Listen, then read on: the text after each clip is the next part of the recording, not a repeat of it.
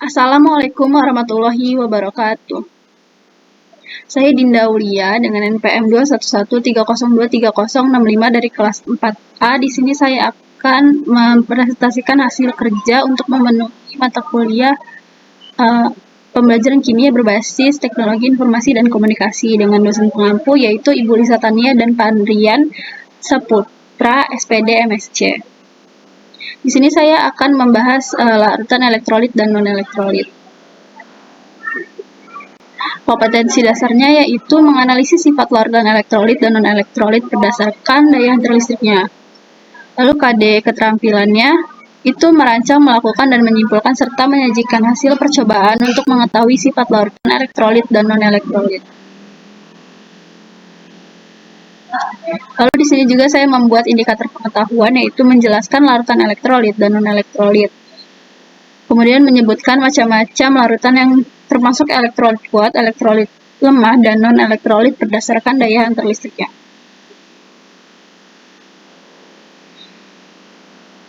Di sini saya bahas fakta mengenai larutan elektrolit, yaitu pada saat banjir melanda di kota Jakarta. Nah, lalu saya menampilkan mikroskopik dari larutan elektrolit yang dapat mengantarkan arus listrik itu misalnya pada larutan elektrolit HCl.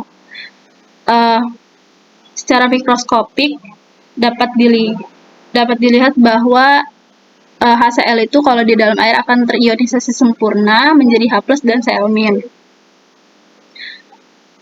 Lalu dia jika diuji menggunakan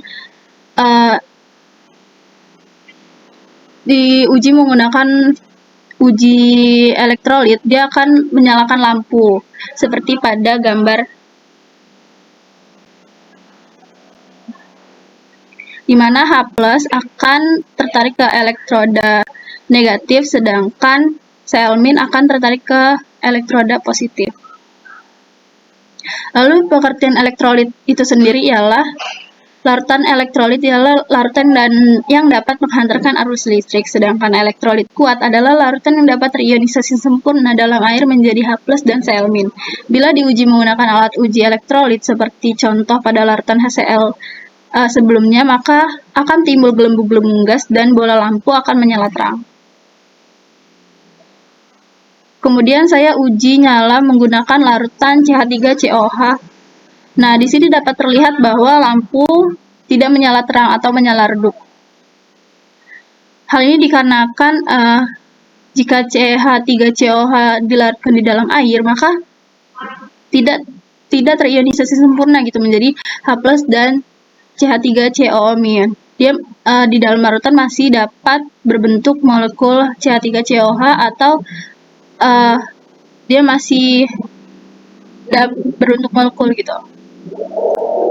Di mana H+ akan tertarik ke elektroda negatif, sedangkan pada CH3COO- akan tertarik ke elektroda negatif.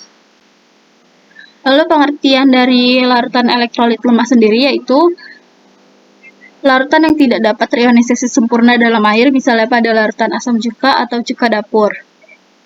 Dengan rumus molekuler CH3COH, bila diuji menggunakan alat uji elektrolit di atas, maka akan timbul gelembung-gelembung gas dan bola lampu akan menyala redup. Kemudian saya menggunakan larutan C6H12O6 atau glukosa atau gula yang dilarutkan di dalam air. Maka dia tidak akan terionisasi sempurna gitu di dalam air, sehingga lampu yang sedang diuji ini tidak menyala karena si glukosanya ini tidak terionisasi dalam air gitu, tidak dapat mengantarkan arus listrik juga. Nah, pengertiannya yaitu larutan elektrolit adalah larutan yang tidak dapat terionisasi dalam air, misalnya pada larutan gula. Bila diuji menggunakan alat uji elektrolit di atas, maka tidak akan timbul gelembung-gelembung gas dan bola lampu tidak akan menyala. Nah, selain itu, banyak contoh larutan yang termasuk elektrolit kuat, elektrolit lemah, dan non-elektrolit. Itu dapat dicari di sumber mana aja. Nah, kemudian Saya akan menampilkan latihan untuk larutan elektrolit dan non-elektrolit menggunakan PPT.